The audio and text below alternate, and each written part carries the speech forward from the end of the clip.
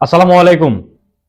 আপনারা অলরেডি দেখেছেন যে সচিবালয়ের সামনে আনসারের সদস্যরা কি একটা মেসাকার তৈরি করেছে। তারা উপদেষ্টাদের আটকায় রাখছে এবং সাধারণ মানুষদের উপর এই এই শিক্ষার্থীরা গিয়েছিল এই উপদেষ্টাদেরকে আনতে, তাদের উপর হামলা করা হয়েছে, গুলিও ছোড়া হয়েছে। যদিও কেউ নিহত হয়নি, হয়তো বেশ কয়েকজন আহত হয়েছে, 15-20 জনের মতো আহত হয়েছে। এখন আনসারের যে এই কর্মকাণ্ডটা হইল, এটার পিছনে সবাই সবাই বলতে অলমোস্ট অনেকেই বলতেছে যে আওয়ামী লীগের একটা এজেন্ডা কাজ করতেছে। আওয়ামী লীগের কেউ বা কোনো নেতাকর্মী দ্বারাই এটা প্রভাবিত হয়ে আজকের এই ঘটনাটা ঘটেছে। কিন্তু আমি আসলে রাজনৈতিক আলাপে যেতে চাই না, কারণ রাজনীতি আমি তেমন একটা ভালো বুঝিও না, আমি জানিও না। আমি একজন সাধারণ মানুষ। তাই সাধারণ মানুষ হিসেবে আমার পয়েন্ট অফ ভিউ থেকে আনসারের প্রতি, মানে আনসার নিয়ে আমার যে এক্সপিরিয়েন্স, আমার যে অভিজ্ঞতা, আমি সেই অভিজ্ঞতাটা বলার জন্য আপনাদের সামনে এখানে উপস্থিত হয়েছি। আনসার, ছোট্ট একটি ইতিহাস বলি এই কথাটা বলার আগে। 1948 সালে এই আনসারের প্রতিষ্ঠা হয়। যখন 1947 সালে যখন ভারত পাকিস্তান দেশ ভাগাভাগি হয়ে যায়, এর পরের বছর 1948 সালে ফেব্রুয়ারি মাসে, সম্ভবত 12ই ফেব্রুয়ারি, ভুলে গেছি আমি তারিখটা, সম্ভবত 12ই ফেব্রুয়ারি 1948 সালে এই আনসারের এই প্রতিষ্ঠিত হয়। তখন এর নাম ছিল ইস্ট পাকিস্তানি আনসার, যার মূল কাজ ছিল কি এই গ্রাম প্রতিরক্ষা করা। সেটা পর্যায়ক্রমে 1972-এর পরে বাংলাদেশ আনসার হয়ে যায় এবং সেখান থেকে এই পর্যন্ত আনসাররা এভাবেই চলে আসতেছে। এখন তাদের কি দাবি দাওয়া ছিল, সেটা কি আসলে উপদেষ্টারা মেনে নিয়েছে কিনা বা নেয় নাই, এটা আসলে আমার আমার বোধগম্য নয়। এই নিয়ে আমি কথা বলবো না। আমার যে এক্সপিরিয়েন্সটা আমি শেয়ার করব, সেটা হচ্ছে খুবই গুরুত্বপূর্ণ এক্সপিরিয়েন্স। অনেকে আমার সাথে রিলেট করতে পারবেন, যারা এই আনসারদের যারা ভুক্তভোগী হয়েছেন তারা আসলে রিলেট করতে পারবেন আমার এই কথার সাথে। আনসারের মানুষ বলে না পুলিশ খুব কারাপ্টেড হয়ে গেছে। পুলিশের কথা অনেকেই বলে যে পুলিশ কারাপ্টেড। পুলিশ সাধারণ ওই ভ্যান চালকের কাছ থেকেও ঘুষ নেয়। একটা পিক আপ ড্রাইভার থেকে 10 টাকা 10 টাকা 20 টাকা, ট্রাফিক পুলিশের কথা বলতেছি, তারা ঘুষ নেয়। মানুষ কিন্তু পুলিশকে কারাপশনের একদম সর্বোচ্চ লেভেলে দেখে। বাংলাদেশের মানুষের কথা বলতেছি, সর্বোচ্চ লেভেলে দেখে কারাপশনের। কিন্তু অনেকের এই বিষয়টা জানা নাই, অনেকে এই বিষয়ে অবগত নয়। বাংলাদেশের আনসার আমার ব্যক্তিগতভাবে মনে হয় যে সব থেকে মোস্ট কারাপ্টেড কোন বাহিনী যদি থাকে সেটা হচ্ছে আনসার। আপনারা যদি এর প্রমাণ পেতে চান, বেশি কিছু করতে হবে না, তাদের নিয়ে রিসার্চ করতে হবে না, তাদের নিয়ে পড়াশোনা করতে হবে না, ইতিহাস পড়তে হবে না, কিচ্ছু করতে হবে না। আপনি বাংলাদেশে অবস্থিত যে কোনো একটি সরকারি হাসপাতালে যান, ঢাকাতে যদি বলেন, ঢাকা মেডিকেল বলেন, সোহরাওয়ার্দী বলেন, তারপরে আপনি মিটফোর্ডের কথা বলেন, তারপরে বিএসএমইউর কথা বলেন, বিভিন্ন যে সরকারি হসপিটালগুলো আছে যেখানে আনসাররা কর্তব্যরত থাকে, সেই হসপিটালগুলোতে আপনি একবার যান। সেখানে গেলে আপনারা স্পষ্ট দেখতে পারবেন যে আনসাররা প্রতিটি রোগীর আত্মীয়দের থেকে কিভাবে কিভাবে চার্জ করে টাকা পয়সা আদায় করতেছে। আপনার সিসিইউতে একটা রোগী আছে, ধরেন ঢাকা মেডিকেল, আপনার সিসিইউতে একটা রোগী আছে, যেটা আমি বাস্তব অভিজ্ঞতা হয়েছে আমার, সে আমার কথাটা আমি বলতেছি। সিসিইউতে আমার রোগী ছিল, প্রায় 12-13 দিনের মতো আমার রোগী ছিল। সেই রোগী শেষ পর্যন্ত মারা যায়। তো এই রোগী নিয়ে যখন আমি হসপিটালে ছিলাম, আমার প্রতিবার বাইরে যাওয়ার সময় এবং ভিতরে আসার সময়, মানে সিসিইউ থেকে বের হয়ে যাওয়ার সময় তাদের কাছে বলে যাইতে হতো, এবং যখন আবার নতুন করে আমি সিসিইউতে ঢুকতাম তাদের কাছে আমার ব্যাখ্যা করতে হতো কেন আমি বাইরে গেছি, কেন আমি ভিতরে ঢুকবো। এখানে অনেকে বলবেন যে তাদের তো দায়িত্ব এটা মানুষে ভিতরে যাতে না যাইতে পারে। মানুষ, সিসি রোগীরা খুবই ক্রিটিক্যাল থাকে, আইসিইউ সিসি রোগীরা, তাদেরকে যদি সাধারণ মানুষ দেখতে যায়, তাদের সেই যে অসুস্থতা সেটা আরো বেড়ে যেতে পারে। এই কথা যারা বলতেছেন তাদেরকে আমি বলি, আনসার এই বিষয়ে তোয়াক্কা করে না। আনসার আপনাকে শুধু এই একটা কারণে আটকায় যে আপনি যাওয়ার আগে তার কিছু বকশিশ দিয়ে যান। আমি ব্যক্তিগতভাবে, আমাকে বলবেন আপনারা যে আপনি তাহলে এতদিন কেন কথা বলেন না এই বিষয়ে। আমি ইনস্ট্যান্ট ঢাকা মেডিকেলের যে ঊর্ধ্বতন কর্মকর্তা ছিল, অফিসার যে ইনচার্জ ছিল, তাদের সাথে আমি কথা বলেছি। তারা আমাকে বলছে যে আনসারের সাথে নেগোশিয়েট করতে।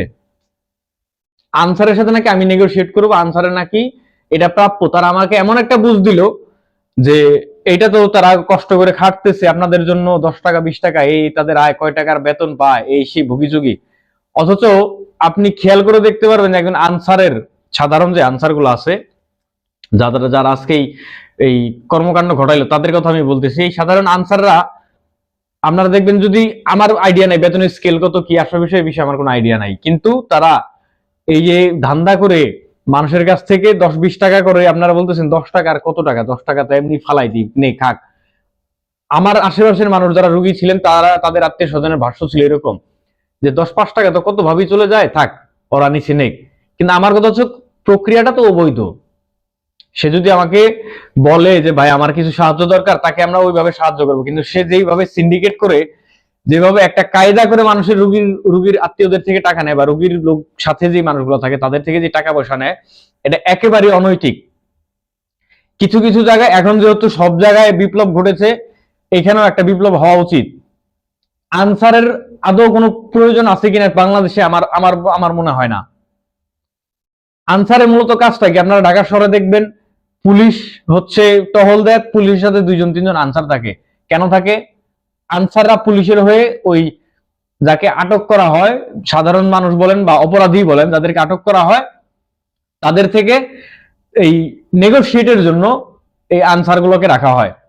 আপনি বিশ্বাস না করলে আমার আসলে কিছু করার নাই, যেটা আমি নিজের বাস্তবতা থেকে আমি বলতেছি, আমি নিজে যেই জিনিসটা ফেস করেছি সেটাই আপনাদের কাছে তুলে ধরার চেষ্টা করতেছি। আনসারের প্রতি আমি এত বিরক্ত ভাই, আসলে ভাষায় প্রকাশ করা যাবে না। আমি গালি দিতে পারতেছি না, আমার এটা আটকাই দিয়েছে, কারণ আমার এই ভিডিও এখন এই বাচ্চারাও দেখে, মুরব্বীরাও দেখে। আমার নিজের বাবা আমার এই ফেসবুকে উনি আমার এই ভিডিও দেখে, কাজে আমি এই জন্য গালি দিতে পারতেছি না। বাট এত মেজাজ গরম হয় আমার, এত মেজাজ গরম হয় আনসারের প্রতি, মানে তাদের আসলে কাজটা কি আমি এটাই বুঝি না। তাদের কাজটা কি, তাদের কেন রাখা হয়েছে? আনসার গ্রাম প্রতিরক্ষা বাহিনী হিসেবে তাদের রাখা হয়েছে, অথচ গ্রামে গিয়ে দেখেন যে কোথায় কোন আনসার কোন জায়গায় কোন রক্ষা করতেছে, আমাদের কোথাও না। তাহলে তারা এসে এই যে কিসের কাজ করতেছে, তারা কিসের বেতন নেয়? আজকে কি তাদের কি দাবি ছিল? সম্ভবত পার্মানেন্টলি করার এরকম একটা দাবি ছিল। তো আনসারের চাকরির সিস্টেমটাই তো এরকম যে চুক্তি ভিত্তিক। তো তোমরা তো এটা যাই নেই, তোমরা কাজ করতে আসছো, তাই তোমাদের তো এখানে দাবির কিছু নাই। সব জায়গায় বিপ্লব করছে, তোমাদেরও বিপ্লব করতে হবে, ওকে ফাইন। একটা প্রসেস আছে, একটা ওয়ে আছে।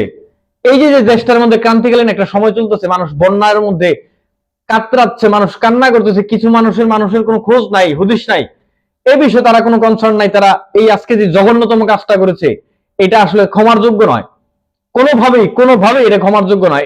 এটার পিছনে ইন্ধন কে দিয়েছে এবং এই উস্কানিটা কে করেছে, এটা খুঁজে বের করতে হবে। অন্যথায় এই আনসারকে, আমার ব্যক্তিগত মতামত, আনসারকে বাতিল করুন। আনসারের কোনো কাজই আমি দেখি না তারা যে করবে বাংলাদেশের মধ্যে, কোনো কাজেই তারা আসে না। তারা প্রত্যেকটা হসপিটালে গিয়ে দেখেন তারা দুর্নীতি করে। রুগীর লোকদেরকে টেস্টের কথা বলে তারা অন্য হসপিটাল নিয়ে যায়, সেখানে কমিশন খায়। তারা ফার্মেসিতে রুগীদের বলে যে আমরা আইনে দিফারটা এই ওষুধ আমাদের কাছে টাকা দেন, আর রুগীর লোক তো ও ওয়াও, ছেলেটা আমাদের হেল্প করতেছে, ফাইন, এটা তো আরো খুব সুখীর সংবাদ। কিন্তু তারা করে কি, এই যে তারা ফার্মেসিতে গিয়ে একটা কমিশন খায়, তারা কমিশনের জন্য আপনাকে সাহায্য করছে, আপনাকে সাহায্য করার পরে যে কমিশন পায় নাই। একটা জিনিস আছে, ঠিক আছে আপনাকে সাহায্য করছি, ওকে ফাইন, আমি কমিশনটা পাইলাম, কিন্তু তার মূল উদ্দেশ্যই থাকে কমিশন। কারাপ্টেড একটা বাহিনী, কারাপ্টেড একটা ফোর্স বাংলাদেশে কেন যে এখনো সচল আছে, সেই জিনিসটা আমার বোধগম্য নয়। আমার এই ভিডিও আমি জানি যে অত উপর লেভেল পর্যন্ত পৌঁছাবে না আমার এই ভিডিও, কিন্তু জনসাধারণের মনে তো, যারা আমার ফ্রেন্ড লিস্ট আছেন তাদের কাছে যেহেতু পৌঁছাবে, তাদেরকে আমি বলি ভাই প্লিজ সোচ্চার হন। হসপিটালে, যে কোনো সরকারি হসপিটাল বলেন, বেসরকারি, যেখানে আনসার দেখবেন অতিরিক্ত কোনো টাকা দাবির করার পর যদি আপনি প্রতিবাদ না করতে পারেন, তাহলে আপনি কষ্ট করে আমার একটা ফোন দেন ভাই।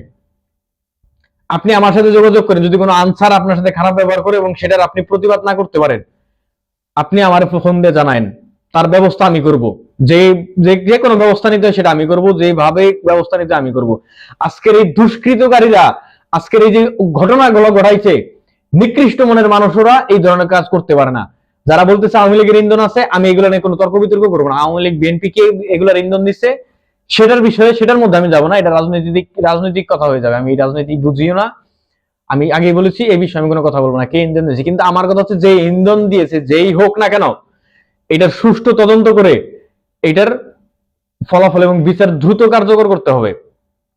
অন্যথায় সবাই যেভাবে দাবি নিয়ে ঝাঁপাই পড়ছে, ঠিক আছে, কোন দিন জেনে ওই যে শাইখ আহমদুল্লাহর একটা ভিডিও দেখলাম যে আমাদের সমাজ কল্যাণ উপদেষ্টা নাকি এই ট্রান্সজেন্ডারদের নিয়ে কি একটা করবে এটা নিয়ে দাবি জানাচ্ছে। তাহলে এরকম যদি হয় ভাই বাংলাদেশে, তাহলে তো এখানে বাঁচাই মুশকিল হয়ে যাবে, থাকাই মুশকিল হয়ে যাবে। কথায় কথায় যদি দাবি চলে আসে, কথায় কথায় যদি দাবি চলে আসে, তাহলে তো সমস্যা। আপনার 15 বছর যাবত একটা রোগের আপনি আসামি, আই মিন একটা রোগের আক্রান্ত, আপনি 15 বছর যাবত একটা রোগে আক্রান্ত, সেই রোগটা কি 15 দিনে ভালো হওয়া সম্ভব? আপনারা বলেন কোনোভাবে কি এটা সম্ভব? কোনোভাবেই সম্ভব না। গত 17 বছরে যে ক্ষয়ক্ষতি বাংলাদেশের হয়েছে সেটা ঠিক করতে অ্যাটলিস্ট 3 থেকে 5 বছর সময় তো আমাদের লাগবেই। তাহলে এই সময়টা যদি আমরা না দিই, এই সময়টা যদি আমাদের হাতে না থাকে, এত অধৈর্য হয়ে যদি যাই, তাহলে তার কিছু করার নাই ভাই। যারা মূলত চাচ্ছে বাংলাদেশের এই বর্তমান বিচার ব্যবস্থাকে, বর্তমান সরকারকে প্রশ্নবিদ্ধ করতে, তারা তো সাকসেস হয়ে যাবে। তারা তো সাকসেস হয়ে যাবে, যে বলবে যে দেখো তোমাদের সরকার পারে না, আমরাই ঠিক ছিলাম। এইরকম ঘটনা যাতে না ঘটে, এইরকম কথা যাতে না আসে ভাই, সেজন্য আপনাদের কাছে অনুরোধ, আনসারের প্রতি কখনোই বিনয়ী হবেন না, কখনোই না। আনসারের প্রতি কোনো বিনয়ী হবেন না। কেন হবেন? আনসারকে কেন রাখা হয়েছে? আনসারকে রাখা হয়েছে আমাদের সুরক্ষার জন্য, বা আমাদের কাজে নিয়োজিত তারা। তাহলে তাদের তো আমরা এত তো অনেক কিছু নাই, তারা আমাদের হয়ে কাজ করবে, আমরা যেটা বলবো সেটা করবে। তাদের এত এত দাবি, এত এত কিছু, এগুলো তো আসলে অযৌক্তিক, একেবারে অযৌক্তিক। বিশেষ করে আজকের দিনে বন্যা পরিস্থিতিটা ঠিক হয়ে যেত, তারপরে তোরা বলতি তোদের হয় না, আমি নিজে যেতাম, যদি সেটা যৌক্তিক হইতো, আমি নিজে তোদের হয়ে মাঠে যাইতাম।